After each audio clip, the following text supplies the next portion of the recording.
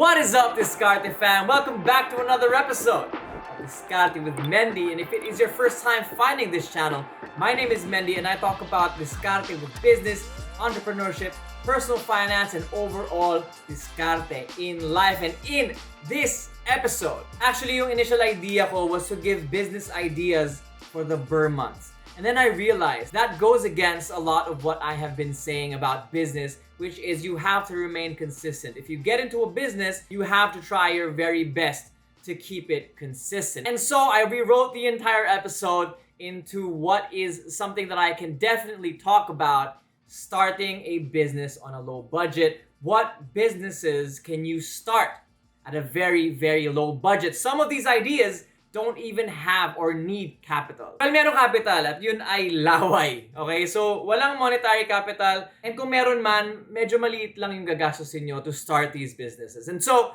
to begin, number one is be a middleman. Ang puhunan lang dito is confidence, network, and the ability to speak as clearly as you can. Technically, kailangan medyo marunong ka mag-sales. Or dito ka mag-uumpisa matuto kung paano mag-sales. And what I mean by that is you can ask your friends, guys, baka may mga kailangan kayong ipabenta dyan. Ako na lang magbebenta, kukuha ako ng komisyon. Kasi ilan sa mga kaibigan mo ang hindi marunong mag-sales. At ito ka ngayon, gusto mo matuto mag-sales or meron kang abilidad na mag-sales online, physically, through your network. And if you are able to sell that product, kumuha ka ng komisyon. Also, there's another way to become a middleman sa digital world naman. And what I mean by that is, as an example, I have a digital media agency. It is fully online. I have people employed, repurposing content, editing content, writing content. And how did I do that, guys? Technically, ang ginawa ko lang talaga is sales. I found the clients through Upwork, through LinkedIn, nag-saturate ako, or outreach, whatever you want to call it. The point is, I am able to do that because I outreach every single day. Ang hirap maghanap ng client and everyone knows that, and I am a middleman in that sense. Number two is very classic, pero I think it is still a very, very good business to start, especially in Q4, and especially parating na yung presidential elections, is print on demand. And what this means is may mga taong mag-order sa'yo to print out anything that they want, any design that they want, on t-shirts. But if you've got designs on your own, it's going to become a completely new business, which is an apparel brand, which is not bad if you want to do that as well. But yeah, that is what print on demand is. Ang dami pwedeng gawin dito, guys. I also have personal experience in this. Nung hindi pa uso yung mga heat press back in 2007 or 2008, I think it was, I invested in this business. Kaso hindi namin naasikaso. And I think that's what really the challenge is to keep this consistent. I know a couple of people who have managed to keep a print-on-demand business consistent at nagquit na sila ng trabaho nila. This is their full-time job, which is why I know this is a viable business to take on. If you think saturated na yung market, guys, the people that are making money off of print-on-demand or the people that are making money off of printing t-shirts, designing t-shirts, in this day and age, they started at a time when they thought na saturated na rin yung market. I think ang unique selling proposition mo lang dito is three things. Number one would be your designs. Number two would be your customer service. And last but damn not the least is the network that you have, or your sales tactics, or your sales capability, your ability to go out there, find clients. That is what will separate you from the pack. Kung hindi ka naman designer, go on Fiverr, have other people design your t-shirts or your hoodies or whatever you're gonna sell. Use Placeit para may mock-ups ka. Actually, as a matter of fact, ngayon ko lang naisip, you can start this business without having the actual machines. You can still middleman the shit out of this business. This isn't full-on advice. This is just what I would do if I were in someone's position that wants to get into print on demand. I would post my mock-ups online. Start marketing the hell out of that. Spend money on ads to push those mock-ups out and see if anyone orders. If not, then you just saved yourself the money or the capital of buying those equipments. If yes, then you have a working product. If someone does buy, then you're just gonna have to end up buying off of someone else who does print and demand, on demand at that point, and then you obviously should buy your equipment. Number three, baka mainis kayo because it's nothing new, and that is selling online, selling through Lazada, Shopee, and Facebook Marketplace, maybe Carousel even. You can still be a middleman situation here where actually pinagbabawal yata to ng Lazada or Shopee. But alam ko on Facebook Marketplace, ang daming gumagawa nito. Nagpo-post sila ng mga items that they think will work. Basically, ang ginagawa nila is tinetest muna nila, wala pa silang stocks. Okay, wala pa silang nilalabas na pera. They are just testing if the product will get any response from the people visiting the platform, if there's any clicks, if there's any intent. And once they do get orders, that is when binibili na nila from the suppliers. Obviously, before this, kausap na nila yung suppliers, right? And just again, they're just testing it out. Technically, it's still a middleman approach. And again, like print on demand, kung feeling mo saturated na, this is what separates the mentality of the people who sell on those platforms and make literally millions a month. Nakakapag-millions sila in the month selling products. And how do they do that? They find a winning product. That is the game. That is the entire game. You have to find a winning product. I might actually do a different video on finding a winning product just because ang dami ko napanood na videos na, oh, ito ang gawin mong negosyo ngayong bare months. Ito ang gawin mong negosyo. Ito ang benta mo retail. Ito yung benta mo air fryer. The fact of the matter is, guys, finding a winning product takes a lot of work, takes a lot of research. You can research Google Trends and hop on that immediately. It's called trend jacking. You can research trends on Lazada through their 5-star rated items, yung madaming reviews, or you can research on Shopee. On Shopee kasi pinapakita kung ilang pieces bought. And this is just a couple of the stuff that you need to do, right? This is market research. Trying to find the winning product is this way. Kung sinuwerte ka naman at meron kang nakitang product na trending na, okay, trending na bago pa lang, and you hop on it and it works, then it works. If you hop on it and it doesn't, that just means you recognize the trend too late and then you just have to move on to the next product. Just a couple of quick tips, I guess. Number one is know that you will not get it right the first time. And then also check if the market is saturated. Kapag ka sobrang dami na, a perfect example is an air fryer. Kapag ka sobrang dami na talaga nagbebenta, the market is saturated at that point.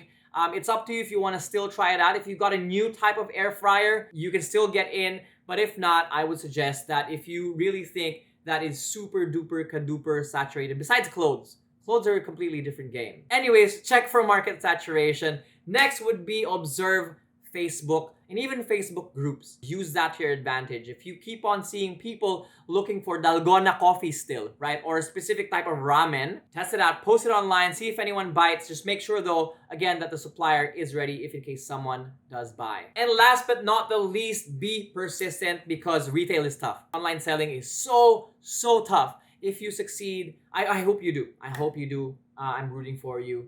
And I'm gonna congratulate you this early. Next, number 4 is clicking the like button kasi yan, walang puhunan yan, guys. Kung naka-mobile ka, ganun lang oh. Or kung naka-PC ka naman, ganun oh. Number 4 would be a supplier yourself, guys. Ito ang ginagawa ng talagang madiskarte. While everyone else is finding it difficult to find a supplier, to negotiate pricing, and to develop a relationship with a consistent supplier, you're out there being a supplier, being the supplier for them. How do you do that? Syempre, medyo mahirap to. It's really hard to get into. It's either you find a manufacturer, you find the factory creating that product, you negotiate good prices, you import from China, or you have people doing DIY and then selling the products for them.